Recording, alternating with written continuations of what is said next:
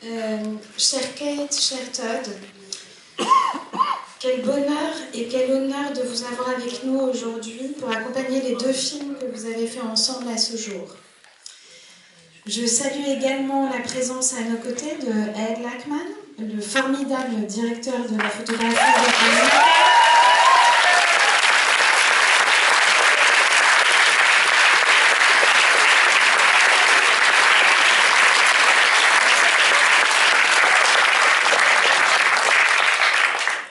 Il est aussi le directeur de la photographie du film qu'on verra à 20h, Carole. Et puis je salue bien sûr la présence de Christine Vachon et de Pamela Kaufler de Killer Film, qui ont produit tous vos films Todd depuis Poison en 91.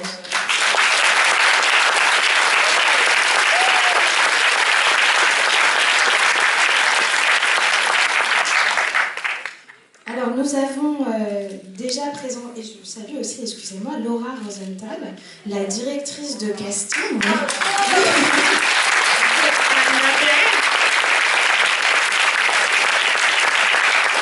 Qui est également avec nous. Donc nous avons déjà présenté à de multiples reprises Todd, qui est devenu notre cinéaste de cœur pour toujours, et ses merveilleux films depuis l'ouverture. Mais avant de commencer la discussion, je me permets de revenir très brièvement sur les grands jalons de votre carrière, Cate, qui nous rejoignez aujourd'hui, pour les spectateurs.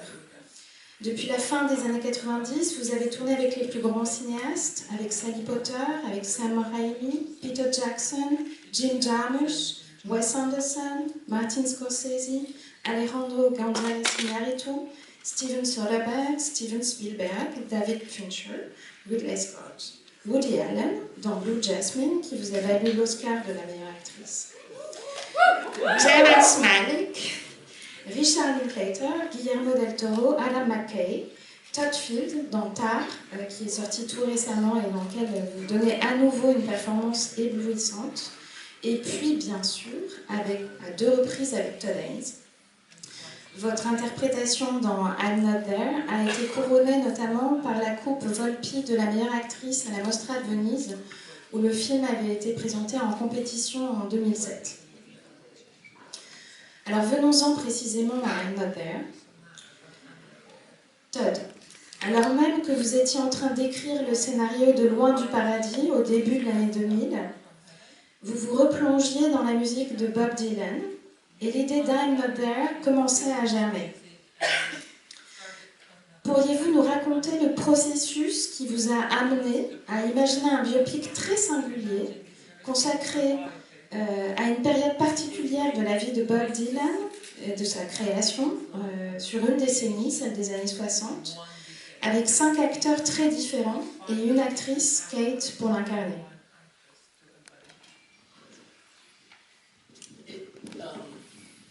I first just want to thank this amazing audience and this incredible department and this incredible museum for this week we had. It's been an experience,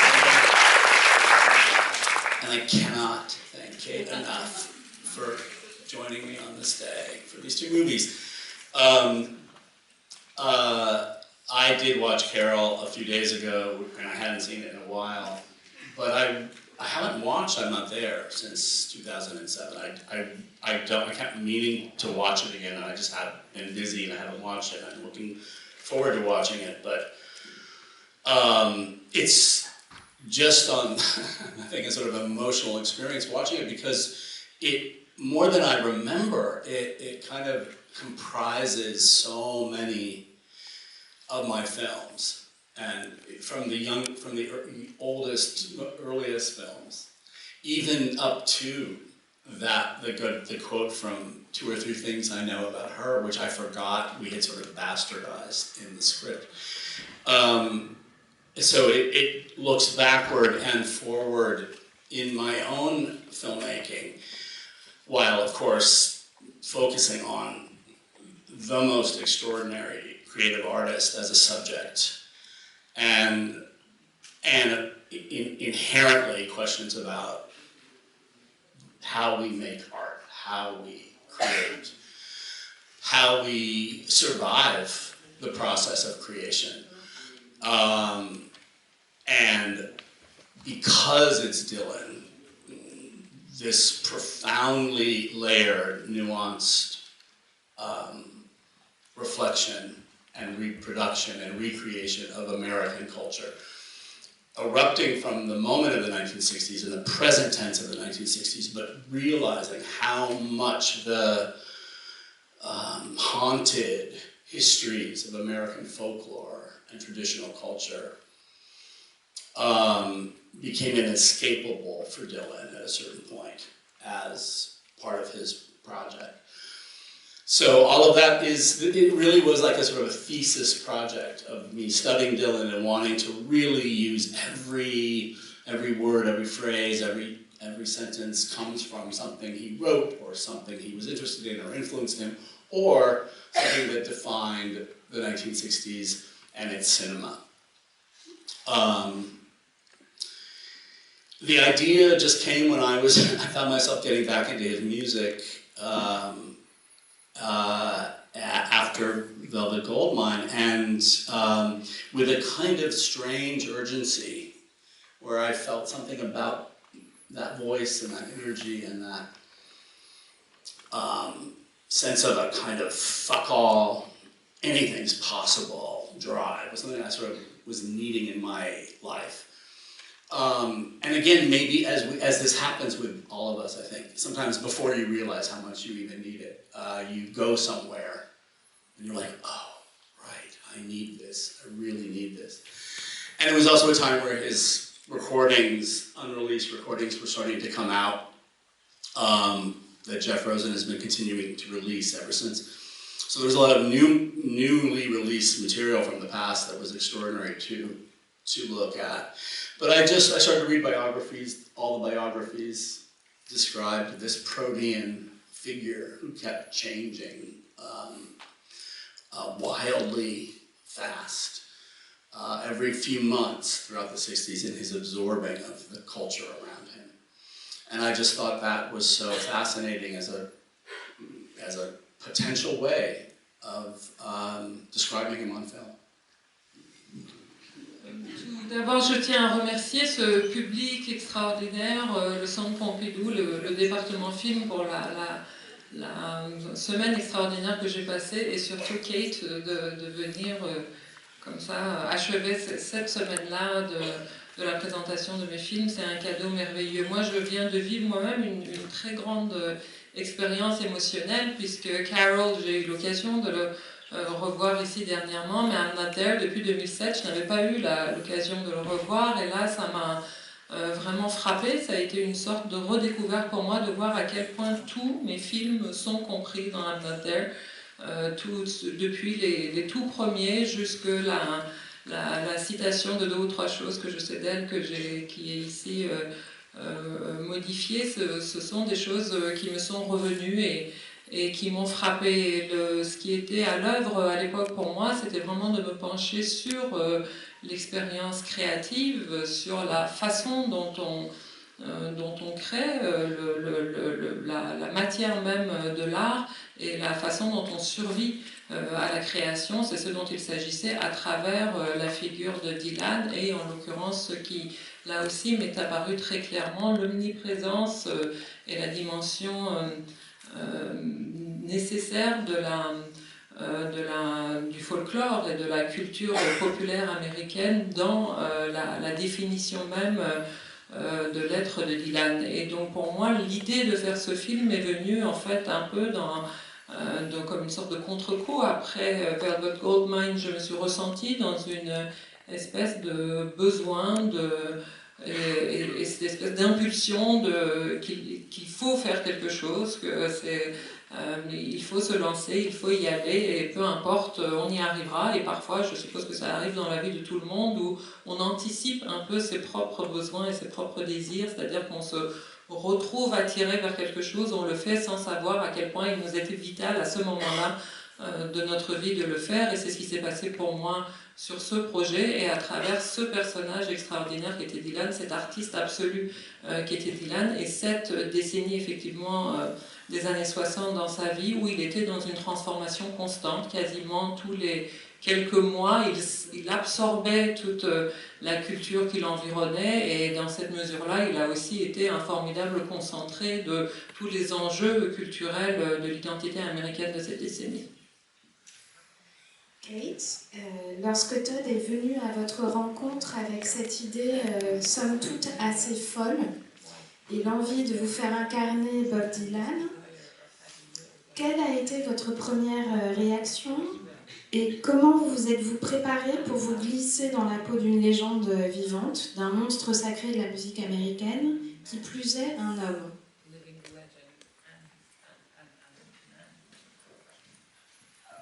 Well, obviously I knew Todd's work. The first film of Todd's I'd seen was Superstar. I saw a bootleg copy, and so I'm really upset that I couldn't see it big. So in a way I'd already said yes, but I thought I had misheard my agent when she said I think he wants you to play Bob Dylan. So I went really intrigued, and then we met in LA, and Todd, as you'll see from the catalogue, is intensely visual, and you came with these really strange juxtaposed images, and I thought that smashed up against that will make some kind of sense that I have never seen in the cinema before, and so obviously it was to work with Todd. But I thought sometimes when you hear an idea or you read a story and a script and you have an idea, you get a sense of what it might be, a taste or a flavour of what the energy or what the outcome might be. And I think this was a real case in point of I always think you should turn those jobs down. You should give it to someone who doesn't know what the answer is, because the process of making it is finding out what it is, and I had no fucking idea what this was, but I wanted to find out. J'admirais, je connaissais le travail de Todd, j'avais vu ce film depuis Superstar et j'étais un peu frustrée de ne pas pouvoir le revoir ici, et en soi l'idée de travailler avec lui m'enchantait, mais lorsque mon agent m'a dit que c'était pour incarner Bob Dylan, j'ai cru mal entendre. Je me suis dit que ça doit être autre chose que cet homme-là va me proposer.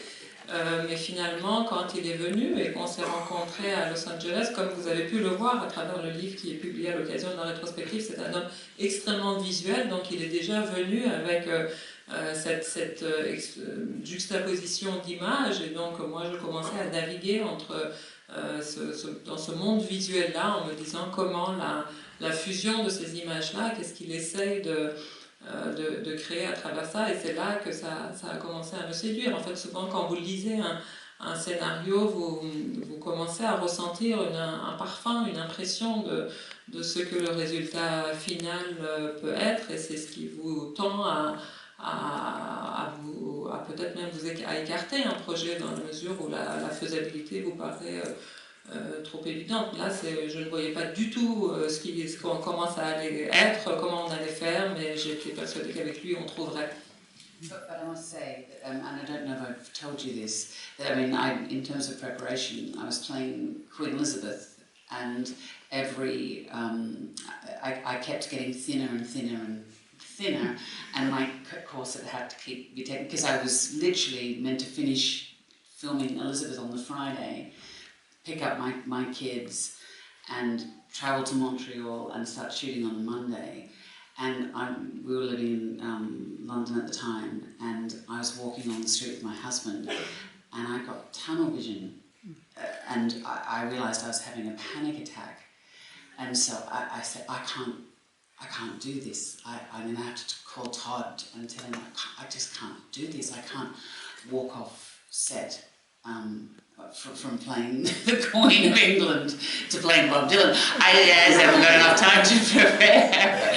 And Hilda, my agent, she never ever says to me, she says, you have to do this. You can't not do this. So I realised, and then I stepped on set, and it just unfolded, because Todd has this ability to create just the right amount of crazy to make your synapses sort of connect in a different way, so that the thing is always existing between you, you know. And so yeah, but I was like, I didn't say no. You know, I had a panic attack. Je ne te l'avais pas raconté, mais en réalité, à propos de préparation, je dois vous dire que ce tournage, une fois que je l'avais accepté, s'enchaînait immédiatement pour moi avec le tournage du film où j'incarnais la reine Elisabeth. Donc jusqu'au vendredi, j'étais la reine Elisabeth, et donc je maigrissais à vue d'œil, et donc il devait serrer de plus en plus mon corset, et j'avais le week-end pour aller chercher mes enfants et repartir pour incarner Bob Dylan le lundi à Montréal. Et en fait, je me revois, on habitait à Londres à l'époque avec mon mari, en train de marcher et d'être saisie d'une crise d'angoisse, en me disant, en fait, c'est impossible, je ne peux peux raisonnablement pas passer comme ça du jour au lendemain de la reine Elisabeth à Bob Dylan, et donc il faut que j'appelle mon agente et que je dise que je ne peux pas, mais ce n'était pas possible, m'a-t-elle dit, de ne pas le faire, et donc j'y suis allée, je me suis présentée sur ce plateau-là le lundi, et par magie, la magie de Todd fait qu'il y a toujours l'exacte dose de folie nécessaire pour que, une fois que vous êtes entre les mains de Todd, vos synapses se connectent d'une autre façon, un autre possible existe entre nous tous, et que la magie prenne et que Dylan existe. Alors, Kate, j'imagine que vous aviez vu pas mal d'images de Bob Dylan à cette époque, et j'imagine que vous aviez vu pas mal d'images de Bob Dylan à cette époque. Et l'approche que vous avez de son personnage semble très physique au départ. Elle passe beaucoup par sa gestuelle, par sa manière de bouger. Est-ce que vous souvenez de ça, de la manière dont vous êtes entré dans le personnage? Yeah, well, I mean, I've always been obsessed with his music, but not so much with the man. And when I was playing Queen Elizabeth, every lunchtime I would watch the outtakes from the Pennybaker documentary of his interface with the press, which was just so far ahead of its time. I mean, these ellipses and the poetical, quixotic responses, and there was an outtake, it's in the documentary, but where he is getting increasingly wasted in the back of the car with John Lennon, and John Lennon is just toying with him like a cat with a mouse, and Bob, I think I can call him Bob. I've never met him, by the way. Yeah, so it was also through the music. And I knew it was, I must also say, panic attack aside, it was the most liberating thing I've ever done. Because, and this is where you're so, such a genius, is you couldn't have had a man play inhabit that silhouette, because it's too iconic. Whereas I had so much license to hide and be seen. But yes, it was through watching, and then kind of throwing it away really. My first day on set was taking all of the album covers and doing all the video stuff. So it was a great way in. So it was it was a physical. It was a physical beginning. Yeah. But I do remember having to basically, haunt you. You were in New York, you were in Hedda Gabler, this is before Elizabeth. Yes. And come and hang out and watch, and we kept watching the videos together. Because around this time, I forget it was this many years earlier than I'm not there, but Scorsese had gotten access to all of the material that Pennybaker shot in color of Dylan in 1966. Not the black and white material that's best known for Don't Look Back. but all that amazing color stuff, and it was a completely different Dylan 1 year later, from 1965 to 1966. And he had lost a tremendous amount of weight. And he was like this jittery marionette, and he had these weird, sort of effeminate gestures. And this was precisely why I just knew a woman had to reinvent this character and sort of reinstate a kind of sense of shock. Like, it's among the most famous images of Bob Dylan in his career now, but at the time, the spectacle of this man inhabiting that body and acting that way, let alone the music that was coming out, that electric music with a band, must have been just an astonishing thing to see. So we had to do something and to hear you say that was liberating is so cool. You know what I mean? That sense of sort of having to kind of reinvent him from the core. Yeah. En fait, j'étais assez obsédée par la musique de Dylan, mais pas du tout familière du personnage du bonhomme, je ne le connaissais pas. Et donc une fois qu'on était en train de tourner, je me souviens qu'à chaque pause déjeuner, je passais en revue toutes les images du documentaire de Pennebaker sur lui, pour voir précisément ces images-là qu'on ne connaissait pas, notamment toutes ces échanges avec la presse qu'il avait, dans lesquels il était très étonnant et très en avance sur son temps, avec ses réponses très évasives, très poétiques, ses ellipses qu'il faisait, sa façon de se mouvoir dans ces mouvements-là, c'était quelque chose de très inattendu. Et je dois dire, la crise d'angoisse mise à part, ça a été une expérience extrêmement libératrice et jouissive pour moi que d'avoir à réincarner ce personnage, parce que c'est là où Todd a pris une décision géniale, c'est qu'en fait un homme ne pouvait pas, c'était une figure trop iconique pour qu'un homme puisse l'incarner de façon littérale,